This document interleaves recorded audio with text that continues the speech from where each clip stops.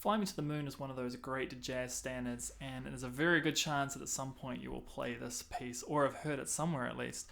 So what we're going to do is just going to go through this piece, or this version of it, and then we'll go over some of the things that make this a piece challenging.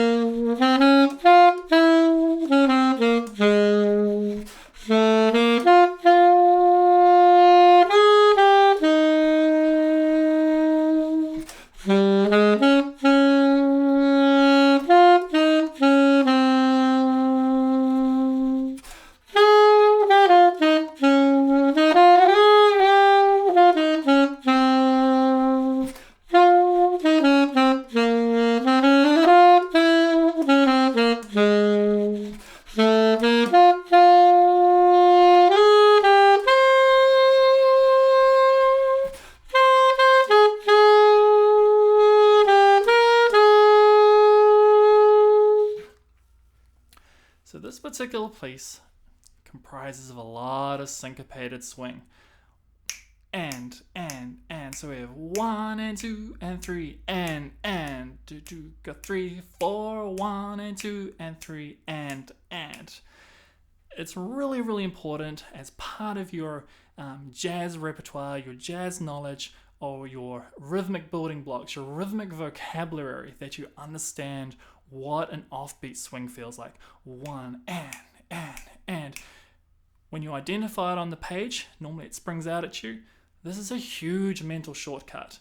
As soon as you can see it, you can go, right, I'm in offbeat swung mode. Boom, boom, boom. And if there's anything to take away from this video, that is the key aspect here. As soon as you see those on those offbeats, bow, bow, bow. Hopefully you've got that groove sorted.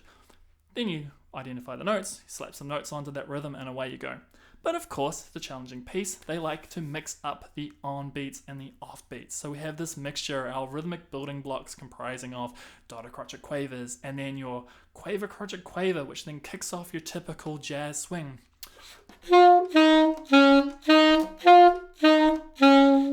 So if we go from the beginning, we have 1 and 2 and 3. We can now see that note start on beat 3, and then it kicks off our off beats 3 and 1. We're tying into that beat 1.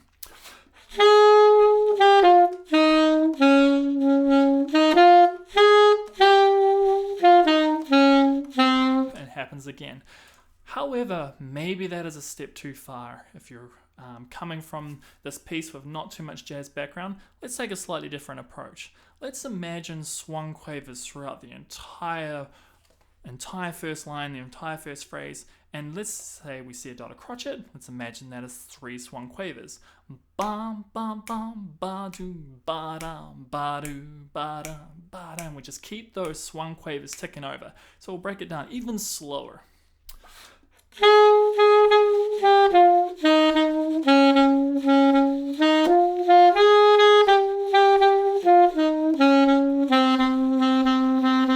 It's very, very important that a sense of that jazzy groove, that swung groove, just underlies that entire rhythm. And that's what makes jazz quite complicated. So now we'll keep on going, maybe go a little faster.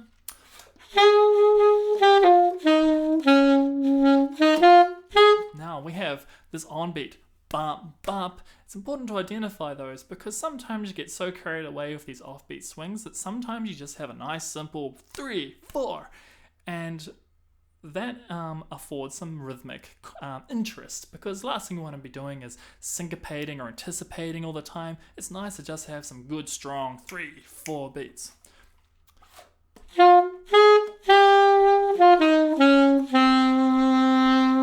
Continues, same rhythm idea.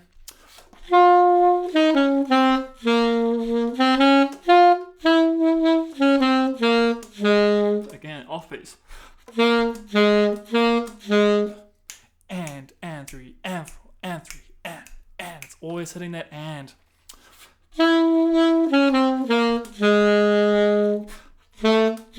But now, of course, we're landing on beats 4, 1. Okay, so at some point, the rhythm actually gets simple.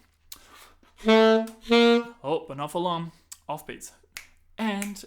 So got 4, 1, and.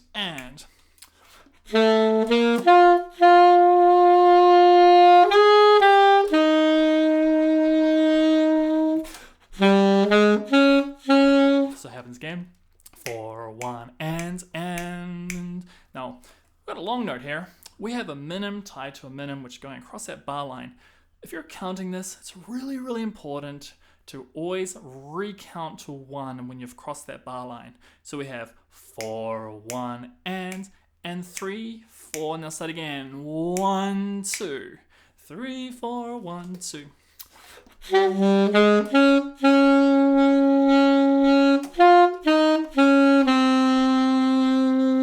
And they'll allow you to not be playing a long note of arbitrary length of time, but you're really literally counting that 3, 4, 1, 2, bum, bum, precisely.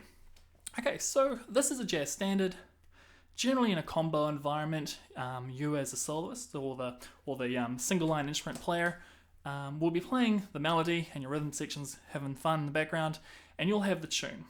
Then generally the piece, as a jazz standard, you'll take it to the top and you might embellish it for a little bit.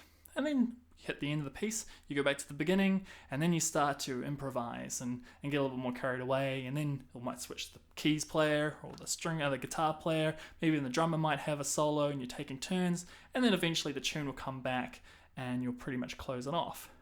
So we don't have to go full improv. There are opportunities in a piece like this to embellish the notes, and generally I like to do that with some grace notes or maybe some runs, which you could kind of think of as like many grace notes.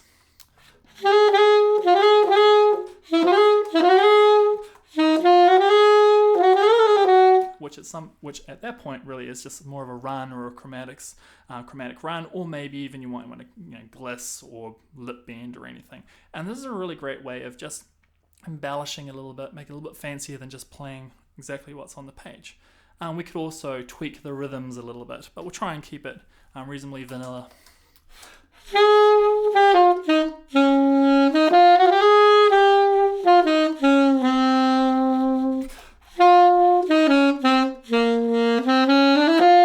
So what am I doing? I've got B flats in the key signature. It's kind of nice to play a C sharp.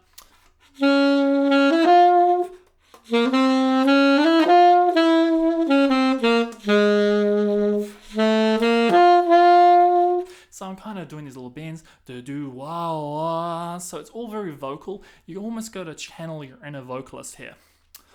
Do bow wah. So imagine, how would you sing this? Your throat is pretty much creating that shape required for the saxophone. Do da wah.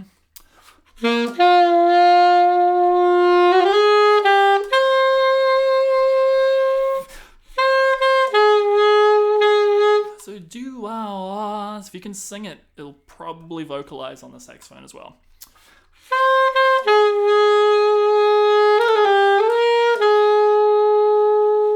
And then it's Fly Me to the Moon.